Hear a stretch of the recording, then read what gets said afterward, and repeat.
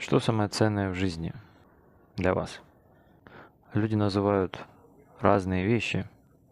И есть даже такая идея, что на день рождения человек желает то, чего ему не хватает, и самым ценным в жизни называет ту же вещь или не вещь.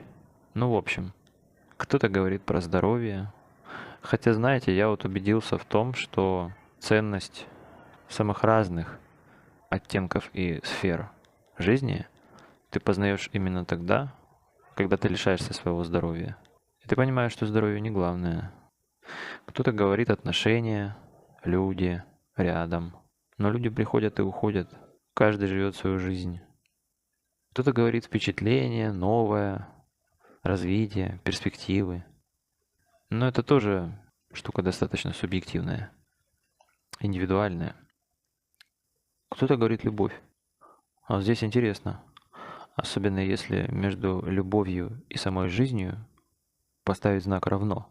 Здесь я, пожалуй, соглашусь. Получается, что главная ценность в жизни — это сама жизнь во всей ее полноте и многообразии, в возможности создавать, творить, любить. Как-то так.